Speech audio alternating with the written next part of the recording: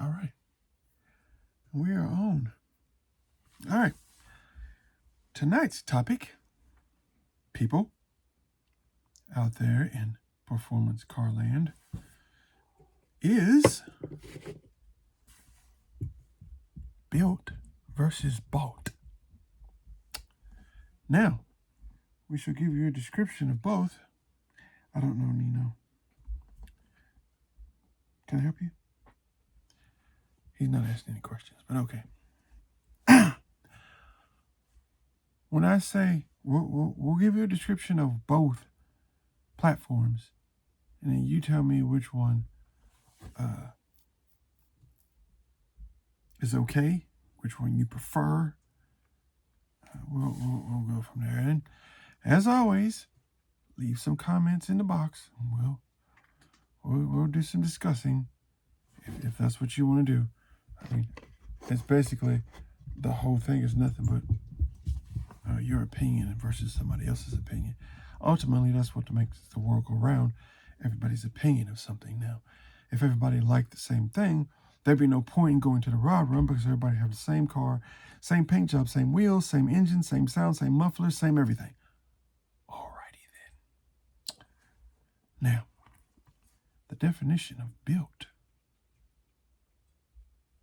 over here is you yourself bought a car. Now, it didn't have a motor in it. It didn't have a transmission in it. It might have had a rear end in it. It might have been painted. It might have had an interior. All these things could be missing. So, this would leave you to have a blank canvas. Now, depending on what it is, whether it be a Chevrolet product, Ford product, Pontiac, Oldsmobile, Chrysler, whatever, even import-wise, if you're into that, you buy it, you take it home, and you get yourself one of these. This right here. This is the book that you would use to write down everything that you're gonna do. You come up with a plan. And see, when I was doing the Vanilla Ice, I used this book to come up with a summary. I also used it for Big Sister. So I've got a Big Sister page here, which is some of the ways I could go. So I listed out engine things that I wanted, that I could possibly want, and I listed those and how much they cost. Now, this isn't accurate now, considering that we're back in the Trump period of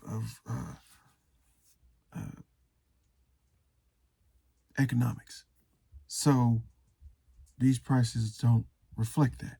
They reflect 5-6 years ago when I wrote that down when I got the car. So when I got it, I made these little notes and looked up things that I wanted to do to the car and things I wanted to buy.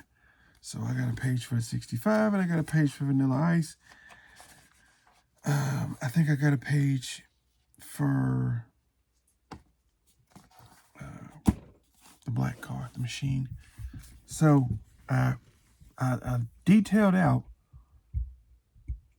the things I wanted to buy.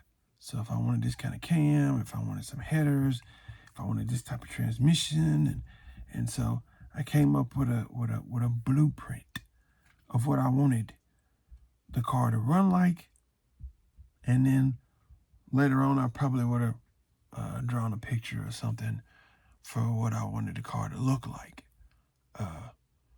Here's a prime example of what I would have done. Now, granted, I haven't done this in a long time, but this was a rendering of the Firebird in the garage. Now, I've got 3 or 4 of these.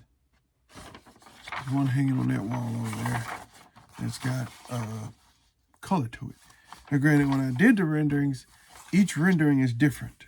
Now, I could pull up all 3 and show you the idea of what that entails. So when you're gonna come up with some ideas, you don't just have one idea, because you can say, well, you know what? This would look really cool if I did this.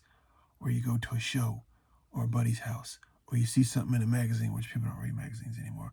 But if you saw something on the internet, you saw something on Instagram or YouTube, a dude did to his car, or you were watching Ken Dig's show or Overhauling or whatever, and you saw something cool they did and decided you wanted to change that. And you said, okay, let me go back to my rendering and let me make, now granted, this is what pro car builders do.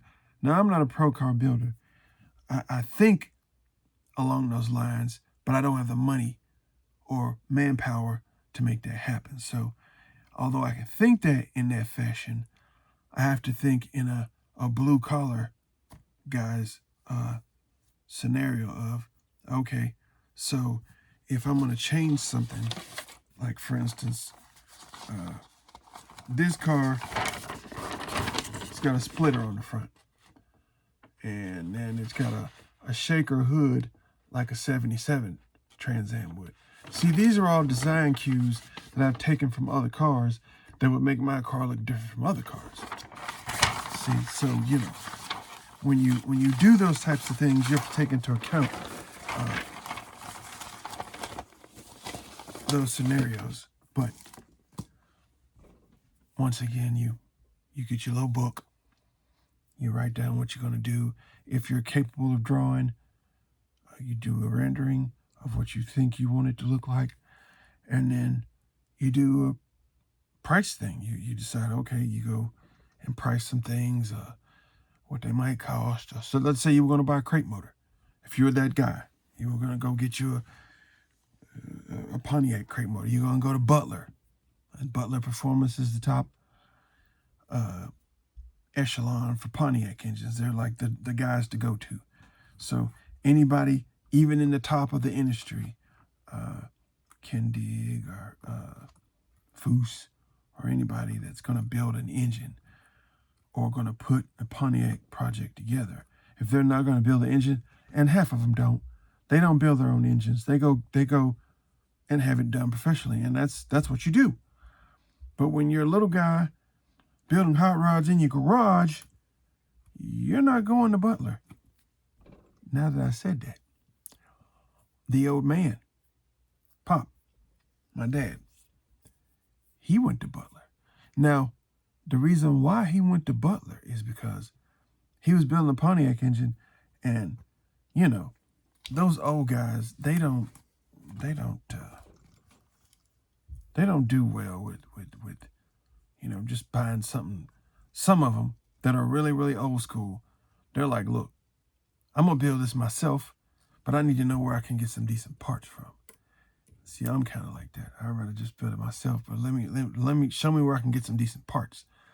So he did some research, met some guys at some shows, Pontiac shows. He went to some Pontiac shows, and he said, yeah, there's some guys at Leoma, Tennessee. You need to go down there and see them. So he got in his truck and went to Leoma, and them guys put him on. You know, put him on, hooked him up, you know, whatever lingo you people use now. They hooked him up.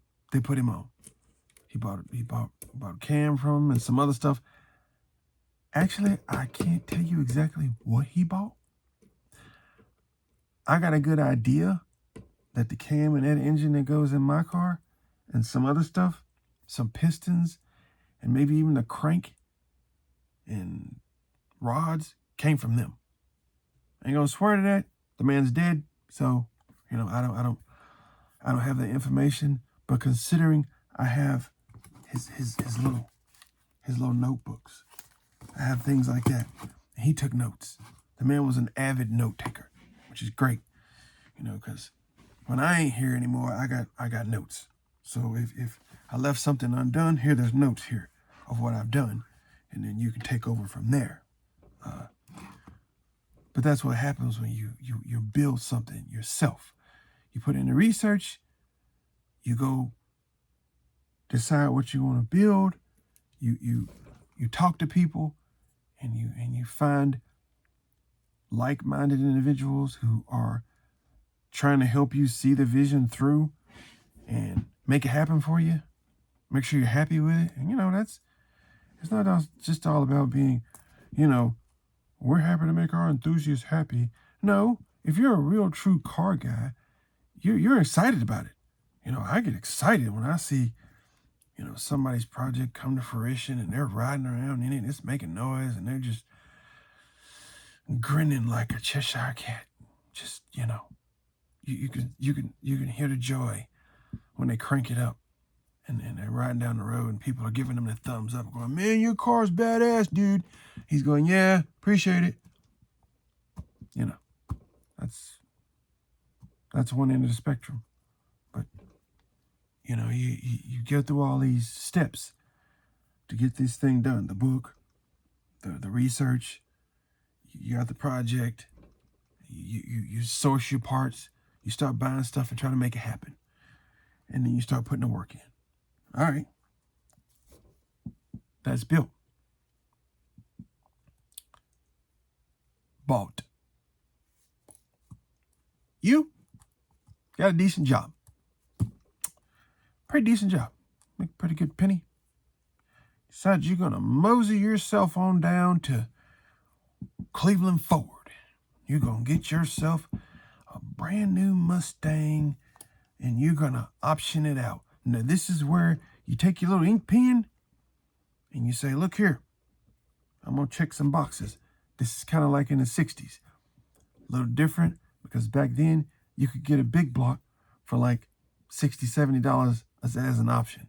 You can have a small block and say, "Hey, you want the big block? How much is it?" "It's $70 more. Let me have it." You go ahead and check the box off and there's your $70. Ain't like that now. But you can go down there and you can build a car on paper and say, this is what I want. Now, granted, on paper, it sounds impressive. All right. The motor in your new 2024 Mustang 5.0, blah, blah, blah, blah, blah, it's already hot. By factory standards, it's hot. Now, granted, riding down the road, it don't sound impressive, even straight piped. But ain't nobody straight piping that car yet. I haven't heard one yet. That'll be another day. We'll figure that one out. But you option it out. You tell them what you want, and I don't know if they're authorized to put a supercharger on it, but you can get it with a supercharger on it. And I guess if you let's say you skipped Cleveland Ford and you went straight to Marshall Mize, which is a Roush dealer, and they put a Roush supercharger on it. You option that. That's $13,000. $13,000 to $16,000, depending on what the markup is on the car. You're checking boxes. Leather seats, Recaro seats, blah, blah, blah, blah. You've done all these checks. Now you're just going to pay for this. There's no work involved. You ain't got to do nothing but pay for it. You tell them what you want. It comes off the truck. They call you on the phone. "Hey, Mr. So-and-so, your car's in." You show up. They back it off the truck. You get in it. It's got 3 miles on it because they test tracked it to make sure everything was good. You hop in it. Here you go. Now, you got some people. Some people were arguing this. And I watched a few videos on it. You go to these Cars and Coffee and people show up with Porsche GT3s and Acura NSXs, the new one. Now, granted, the 90 model one is neat. I mean, I liked it when it came out. And I'm not really into foreign cars, but I thought it was a neat looking car. It just was. It was unusual. And especially for the day, the design, the design characteristics of it was neat. But you got people that show up with a brand new GT500 and Porsches and Lamborghinis and all this, and you're like, okay, this is a Cars and Coffee. So it's not like it's a rod run or it's cruising the strip with your hot rod. This is Cars and Coffee. So you can show up with a BMW or Lamborghini or Audi A7, A6, whatever, with the RSV or whatever this, so-and-so. They're showing up with new cars. Now, these new cars that they're showing up with are factory hot rods. I mean, what we can call it that. We'll just say Porsche's factory hot rod is the GT3 RS. That's their car. But let's be realistic. All their cars are hot rods. There's not a Porsche that ain't fast, right? Even the Panamera. You got the Panamera twin turbo, blah, blah, blah. And you got the Cayman and Cayman RS. And then you got the Cayman GT3. And you got all these specific models that are engineered to run. So they're factory hot rods, basically. Your Mustang, your regular run-of-the-mill Mustang with the 4-cylinder EcoBoost turbo. Okay, that would be your standard Mustang. It's nothing special. It makes 300 and whatever horsepower. And for your most mundane drive, or for your daughter, or for a guy who can't afford the V8 car, then that's a starter. So your factory hot rods would be your, when they made them,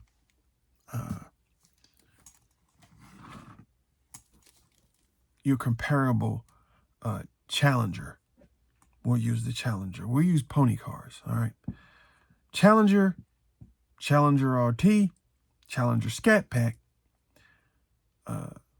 Hellcat Red Eye, and then your Demon, and then you start getting into the Last Calls and that kind of crap. Black King or Black Knight or whatever the heck that crap is called. So all these cars are cars you can pay for. You don't put in any work. You just go there and put your money down, and now you got one. And whatever they say it'll do on paper, that's what you got. All right. So what's funny to me about it is okay, so your Dodge products, their motto is the most powerful production engine ever made, or the most powerful engine put in a production car. Okay, you can mass produce anything. We know it at this point, but you can go pay for it. Okay, so most of the guys, when the first Hellcat came out and the Z28 Camaro came out, they didn't make a whole lot of them, but it had a 7-liter V8 in it. Same thing came in a Corvette. Was it a Z06? Well, anyway, had a 7-liter V8 in it. Made 500 horsepower. 6-speed transmission. You could buy this car. Now, granted, this is the offerings that they gave you. You could go buy these cars, and these older cats who had the money and didn't really want to spend that on an older car, which was whatever you're spending for that Z28 was double or triple what it would be if you found a nicely restored 1967 or 68 Z28 Camaro with a 302 DZ motor in it, or a Z28 with a 350 in it. If you found any of these are 69, Camaros, or even the 70 models with the 350 in them, you comparably, those cars would probably be around $20,000, $30,000, whereas a brand new Z28 was $60,000, $70,000. Yeah, it had a 6-speed transmission in it, Alcantara steering wheel, anything and everything that a 60s model car didn't have, but it's a 60s model car. Yeah. It's got a life of its own. It's got a soul. Now that new Z28, it's mean. I can take nothing away from it. That's a mean looking ride. It sat low. It had fat rubber all the way around. It stuck to the track. It growled. It howled. It was heavy, but it was impressive. Price wise, for guys who are used to buying cars that were $3,500 brand new, you can buy a brand new Camaro in the 60s for $3,500. You option it up a little bit, you might end up with $4,500, but you probably had a 427 in it and a rock crusher transmission and anything else you wanted, different gears in the rear end and so on and so on if you checked the box. Fast forward to now. Your car costs as much as a house. Back then, and I get it. People are saying, well, you can't compare what was then and now. I'm like, well, yeah, you got inflation, but inflation is caused by the market. So if you say your manufacturer suggested retail price for this is $100,000, that's what you're suggesting. That doesn't mean we're going to pay for it. Now, yeah, somebody's going to think it's worth it and go, you know what? They didn't make a whole lot of them. I'm going to buy one, and I ain't ever going to drive it. I'm going to garage it, and then 10 years down the road, 20 years down the road, it's going to be a collector's item. Right. You know how many people thought that and then wasted their time? Just because you think it's going to be a collector's item doesn't make it so. That'll be another discussion one day, but you pay for it. You went down there and bought this car, and it's impressive. You paid for it. You pull up at the car show here, park it right next to Mr. 69 Camaro over here. Now, the difference between you and Mr. 69 Camaro is Mr. 69 Camaro, it ain't stock by any stretch. Because the 69 Camaro, regardless of who owns it, you can do whatever you want to with it. Hence, the aftermarket. Now, he could put his money in that 69 Camaro.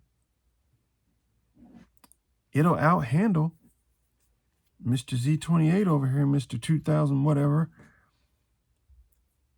It can make more power.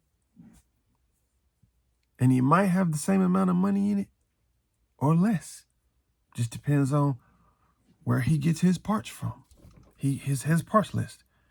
If he's going with a DSE, Detroit Speed, subframe and Detroit Speed Quadralink, and he's going to Detroit Speed it up, mini tub, it's got 13 inches of rubber on the rear, 10 inches of rubber on the front, sits low, it's got the best of everything around it, magnetic shocks and everything, got the same thing or better than Mr. New Z28 over here. Maybe a flashier paint job, maybe not. He might just paint it good enough because he's going to track it. And you can track Mr. Z28's car. You can track his car too. His car is made to track. And granted, I don't think that many people track theirs because the car was kind of expensive. And I'm pretty sure the insurance on it was real high. But he put his money down for it. He paid for it. There's really not a difference from what I can tell other than the ability to personalize. See, Mr. Z28 over there, the brand new one, he could change some stuff on the car, but it's probably going to affect the way the car handles. The car's been set up already. It's set up from them. They set it up, they tracked it, they've tested it, they've Nürburgringed it, they've done all these things to it to say, hey, this is as good as it gets right here. Now you can go touching it and messing with it, and it ain't gonna do what we said it was gonna do. And the only way you're gonna improve on it if you're some kind of GM engineer or whatever, you're gonna improve on that. Mr. 69 Camaro over here, see, he got a fresh platform. He could roadster shop it, whole roadster shop frame.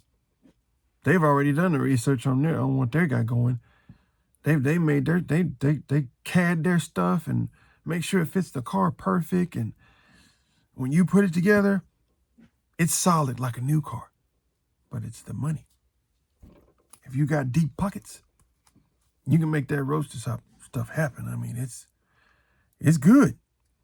I mean, I've looked into them and I've watched their videos and the cars they built and other builders use their stuff. It's good. It's top notch. I mean, they're worth the money if you got it. But when it's built versus bought, you could almost spend just as much money depending on what you're trying to do. Now, if you just want to cruise, you restore the car. Let's say you just want it to look like it's going across Barrett-Jackson. It's got the best paint job you can pay for. The motor is stock rebuilt, so it's built to stock specs. It's got stock carburetor on it. It ain't got any headers on it. It's got manifolds, mufflers all the way out the back. It's not loud. The interior is just factory fresh, rebooted, nice interior. It looks like it rolled off the showroom floor. If you like that, and you just want to cruise around like you're in high school, all right. And you got the guy like me. My pops, it's resto modified. Okay, so it's slightly restored.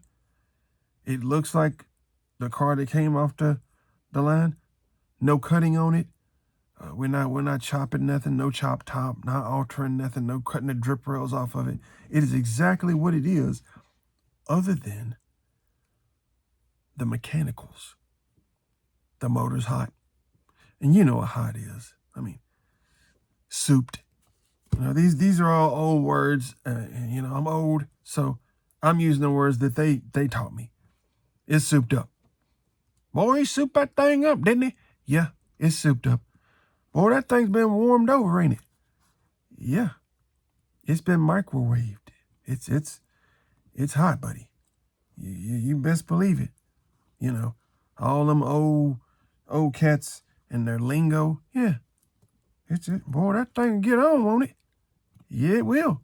It'll get on somewhere. Sure will. The whole drop a gear and disappear. Yeah, well, they brought that in. They started that. That's not new. It ain't never been new. Nothing done this day and age is new. It's all a rerun. They already done it. Been undone it.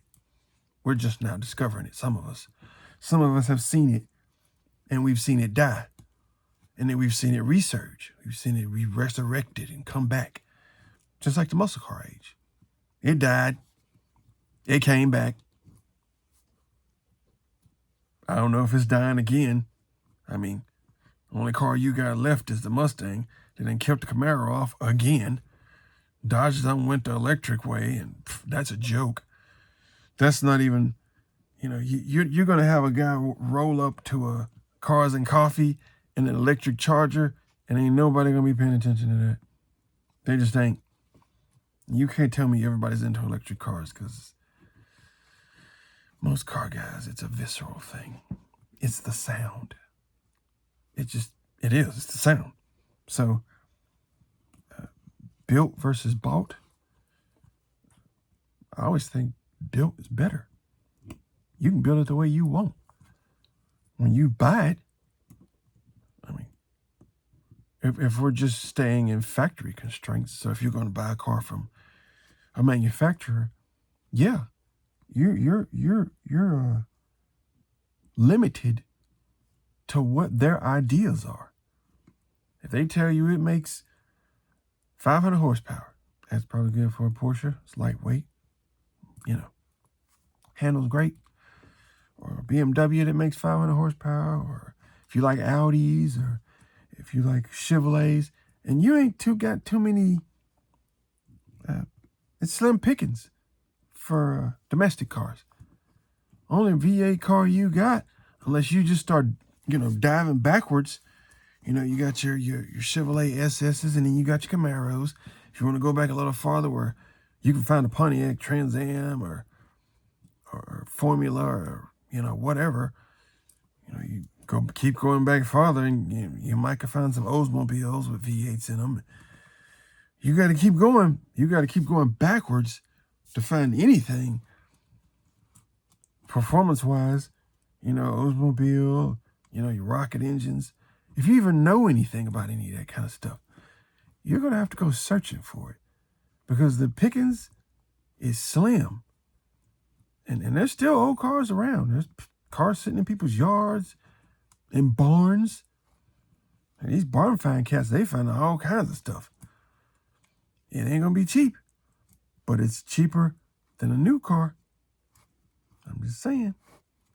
I mean, you save your hard-earned cash, and you got some of them high school dreams. You know, my dream car was a '93 Mustang Cobra.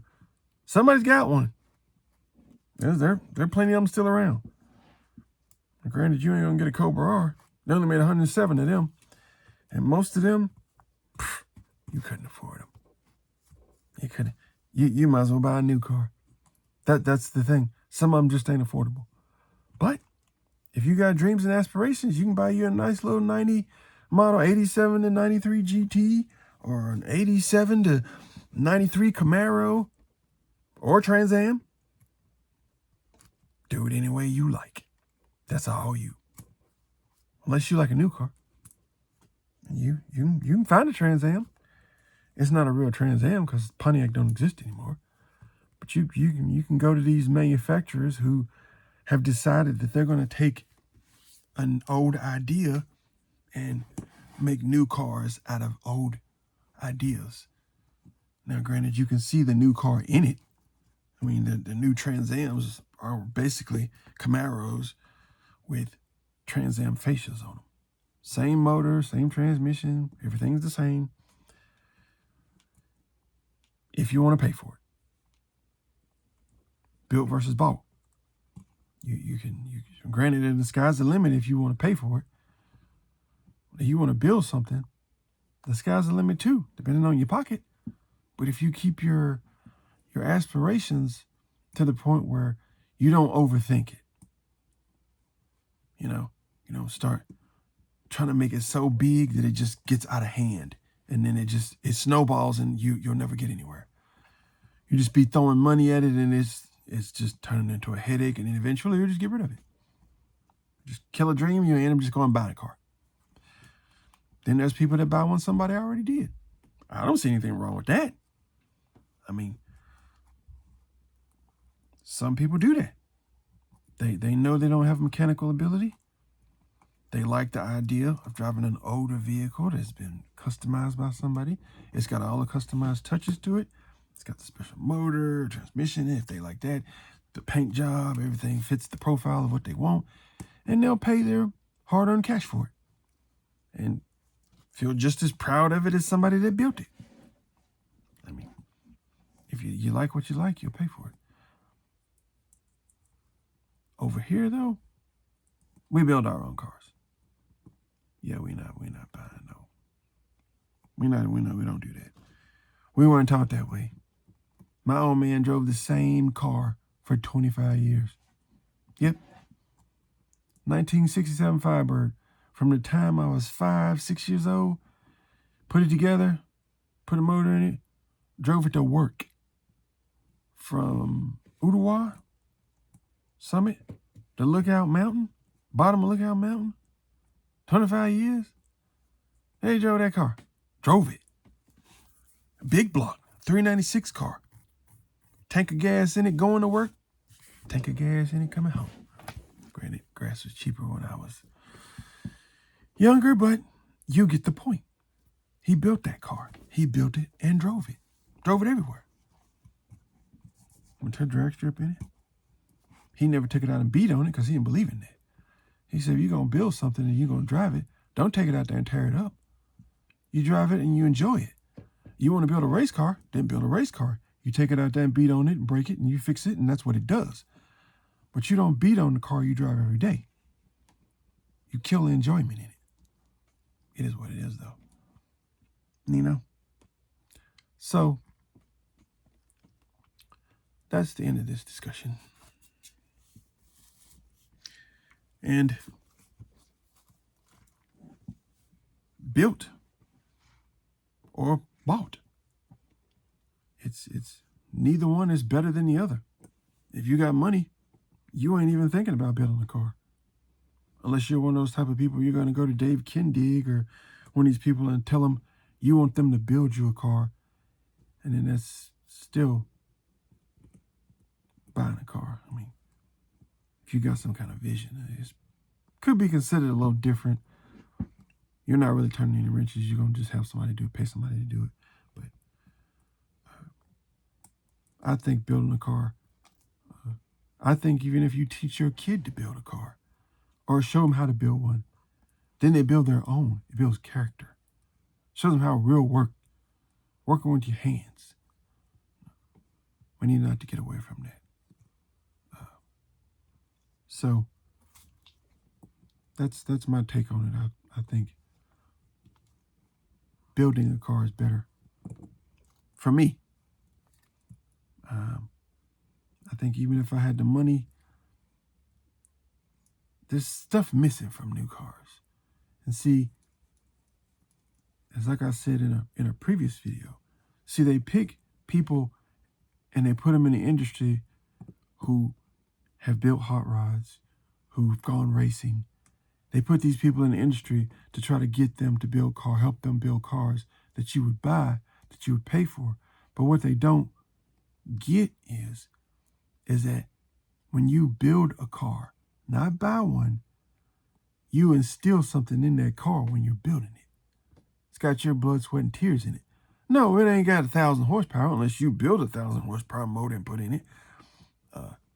Which today, that's not hard. But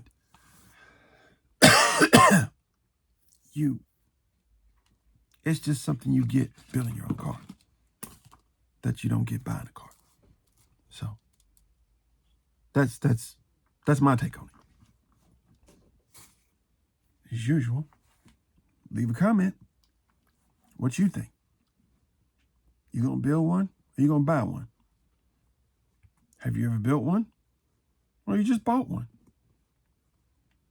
You gonna buy another one or you gonna build one this time? Really, it's up to you. I mean, it's just an idea. So over here, we build cars. We don't buy them.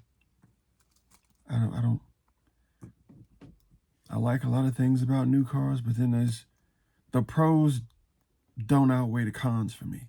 So there ain't enough in them to entice me to waste my money going and buying them, because I'm going to change something. I'm going to want to change something when I get it.